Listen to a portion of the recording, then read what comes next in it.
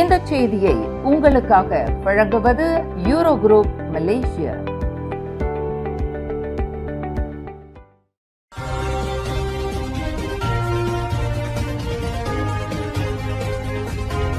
வணக்கம். திசைகளின் 5 மணி செய்திகள். போலீஸ் துறையில் சேர்வதற்கும் பதவி உயர்வுக்கும் இன ரீதியான கோட்டா முறை இல்லை. அரச மலேசிய போலீஸ் படையில் மனுதாரர்கள் சேர்க்கப்படுவதற்கும் பதவி உயர்வுக்கும் இன ரீதியான கோட்டா முறை இல்லை என்று உள்துறை துணை அமைச்சர் டத்தோஸ்ரீ டாக்டர் ஷம்சுல் அன்வார் நசாரா தெரிவித்துள்ளார். போலீஸ் துறையில் ஆள் சேர்ப்புக்கு பூமிபுத்ராக்கள் அல்லது பூமிபுத்ரா அல்லாதவர்கள் என்று இன ரீதியான கோட்டா ஒதுக்கீட்டு முறை விதிக்கப்படுவதில்லை.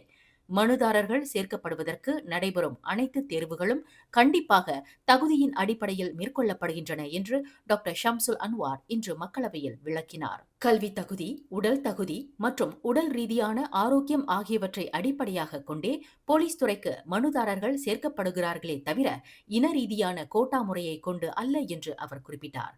கடந்த 2022ஆம் ஆண்டு முதல் அரச மலேசிய போலீஸ் படையில் பணிக்கு அமர்த்தப்பட்டவர்களில் பூமிபுத்ரா அல்லது பூமிபுத்ரா அல்லாத மனுதாரர்களின் விழுக்காடு மற்றும் அத்துறையில் இன ரீதியான கோட்டா முறை கடைபிடிக்கப்படுகின்றதா என்று கிள்ளான் MP வி கணபதிராவ் எழுப்பிய கேள்விக்கு பதில் அளிக்கையில் டாக்டர் ஷம்சுல் அன்வார் மேற்கண்டவாறு பதில் அளித்தார்.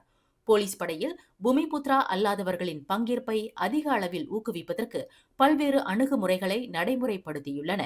அதில் நடப்பு விதிமுறைகளில் சில தளர்வுகள் வழங்கப்படுவதும் அடங்கும் என்று டாக்டர் ஷம்சுல் அன்வார் தெளிவுபடுத்தினார். சிரம்பான் செண்டாயானில் ஒரு உணவகத்தின் அருகில் பாராங்கினால் வெட்டப்பட்டு சுட்டுக் கொல்லப்பட்ட நபருக்கு 42 குற்றப்பதிவுகள் இருப்பது உறுதி செய்யப்பட்டுள்ளதாக நெகிரி செம்பிலான் மாநில போலீஸ் தலைவர் டத்தோ அல்சாஃப்னி ஹமாட் தெரிவித்தார். கொள்ளையடித்தல், வீடு புகுந்து திருடுதல், மற்றவர்களுக்கு காயம் விளைவித்தல் உட்பட பல்வேறு குற்றச்செயல்கள் பதிவுகளை அந்நபர் கொண்டுள்ளதாக டத்தோ அல்சாஃப்னி குறிப்பிட்டார். நேற்றிரவு 11 மணியளவில் நிகழ்ந்த இந்த சம்பவத்தில் 33 வயதுடைய கொல்லப்பட்ட நபர் தனது குடும்ப உறுப்பினர்களுடன் செண்டாயானில் உள்ள ஒரு உணவகத்திற்கு உணவருந்த வந்துள்ளார்.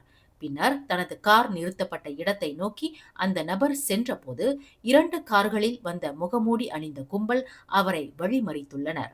அந்த கும்பலிடம் இருந்து தப்பிப்பதற்கு அந்த நபர் சாலை வழியாக ஓடுவதற்கு முயற்சி செய்த போது துப்பாக்கியையும் பாராங்கையும் ஆயுதமாக கொண்ட அந்த கும்பல் அந்நபரை பாராங்கினால் வெட்டியதுடன் துப்பாக்கியால் சுட்டனர் என்று பூர்வாங்க விசாரணையில் தெரிய வந்துள்ளது என்று இன்று பிற்பகலில் வெளியிட்ட ஓர் அறிக்கையில் டத்தோ அல்சாஃப்னி தெரிவித்தார்.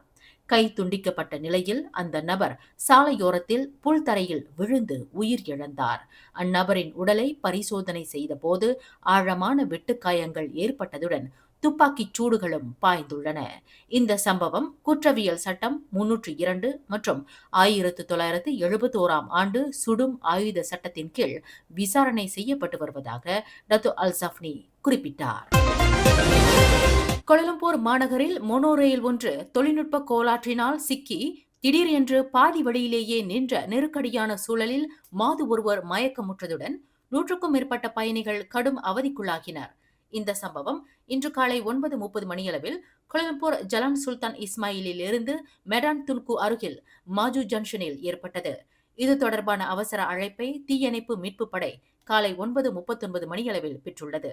காலை 9:42 மணியளவில் சம்பவ இடத்திற்கு விரைந்த தீயணைப்பு மீட்பு படையினர் மெடான் துங்குவில் பாதி வழியிலேயே மோனோ ரயில் நிற்பதை கண்டனர். மோனோ ரயில் நிர்வாகத்தில் இருந்து கிடைக்கப்பெற்ற தகவலின்படி ரயில் கட்டுப்பாட்டில் இருப்பதாக தெரிவிக்கப்பட்டது. அதன் பின்னரே மோனோ ரயிலில் உள்ள பயணிகளை காப்பாற்றும் நடவடிக்கை மேற்கொள்ளப்பட்டதாக அதன் செயலாக்க தலைமை அதிகாரி முகமது ரெமி ஹாட் தெரிவித்தார். ரயிலில் இருந்த 373 பயணிகள் பாதுகாப்பாக இடம் மாற்றப்பட்டனர். இச்சம்பவத்தினால் 58 வயது மாது ஒருவர் மயக்கமுற்றார். மருத்துவ உதவியாளர்கள் அளித்த முதல் உதவி சிகிச்சைக்கு பின்னர் அந்த மாது சுயநினைவுக்கு வந்தார். பயணிகள் அனைவரையும் மீட்கும் நடவடிக்கை காலை 11:03 மணிக்கு நிறைவு பெற்றதாக அவர் குறிப்பிட்டார். வரும் 29ஆம் தேதி நடைபெறவிருக்கும் சபா சட்டமன்ற தேர்தலில் மக்களின் பிரச்சினைகளை தீர்க்கக்கூடிய ஆளுமை நிறைந்த ஒரு தலைமைத்துவத்தை மாநில வாக்காளர்கள் எதிர்பார்க்கின்றனர்.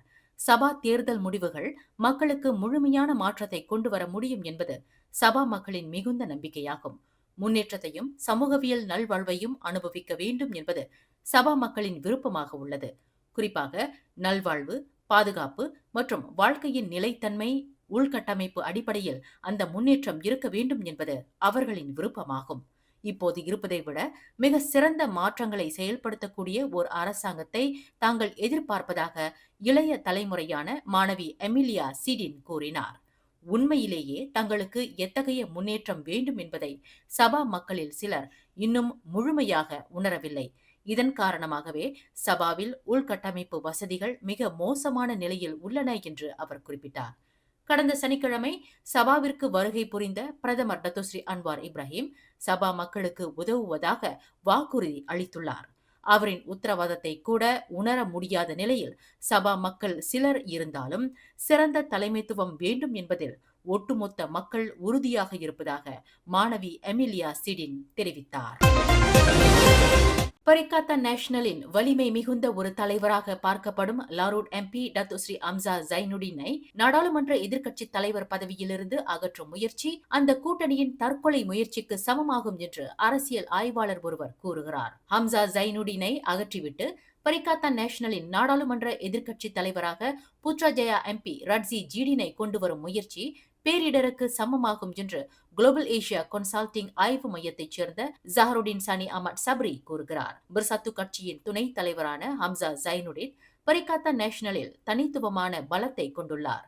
குறிப்பாக பரிகாத்தா நேஷனல் பிர்சாத்து கட்சி மற்றும் பார்ஸ் கட்சிக்கு இடையில் உறவை வலுப்படுத்தும் ஒரு பாலமாக விளங்கி வருகிறார். நியாயப்படி பரிகாத்தா நேஷனல் தலைவர் என்ற முறையில் தான் ஸ்ரீ முஹிடின் யாசீனே எதிர்க்கட்சி தலைவர் பதவியை ஏற்றிருக்க வேண்டும். ஆனால் அவரின் தலைமைத்துவ மாண்பியலை அம்சா ஜைனுடின் தனது தோளில் சுமந்து வருகிறார்.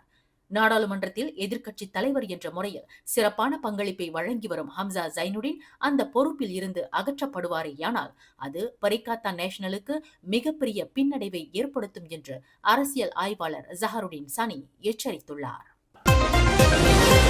2026 ஆண்டு ஜொஹோர் மாநில பட்ஜெட்டில் மாநிலத்தை சேர்ந்த பள்ளி மாணவர்களுக்கும் பட்டப்படிப்பு மாணவர்களுக்கும் முக்கியத்துவம் அளிக்கும் வகையில் கல்விக்கு முன்னுரிமை வழங்கப்பட்டுள்ளது என்று மாநில ஆட்சிக்குழு உறுப்பினர் அஸ்னான் தமின் தெரிவித்தார். 2026 ஆண்டு பட்ஜெட்டில் கல்விக்கு அதிக நிதி ஒதுக்கீடு செய்யப்பட்டுள்ளதாக அவர் குறிப்பிட்டார். ஜொஹோர் மாநிலத்திற்கான 2026 ஆண்டு நிதி ஒதுக்கீட்டில் கல்விக்கு மட்டும் 163 மில்லியன் ரிங்கிட் ஒதுக்கீடு செய்யப்பட்டுள்ளதாக அவர் சுட்டிக்காட்டினார். ஜொஹோர் மாநில மேம்பாடு மற்றும் மக்களின் மேன்மைக்கு மொத்தம் 2.536 பில்லியன் ரிங்கிட் நிதி ஒதுக்கீடு செய்யப்பட்டுள்ளது.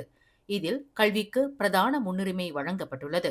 ஜொஹோர் மாநிலத்திற்கு வெளியே உள்ள மாணவர்கள் உட்பட மாநிலத்தை சேர்ந்த அனைத்து மாணவர்களின் கல்விக்கு மிகப்பெரிய முக்கியத்துவம் வழங்கப்பட்ட வரவு செலவு திட்டமாக இது விளங்குகிறது என்று அஸ்னான் தமின் குறிப்பிட்டார்.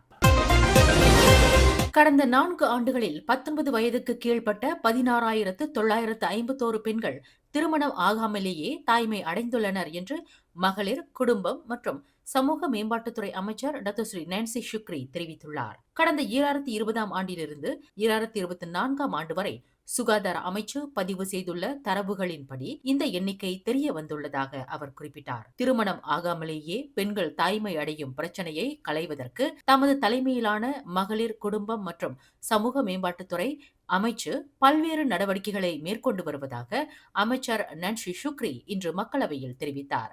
இதுபோன்று பாதிக்கப்படும் பெண்களுக்கு நல்லுறை வழங்குதல், சுகாதார கல்வியை போதித்தல், சமூகத்தின் அரவணைப்பை ஏற்படுத்துதல் முதலிய அணுகுமுறைகளை கையாண்டு வருவதாக நான்சி ஷுக்ரி குறிப்பிட்டார்.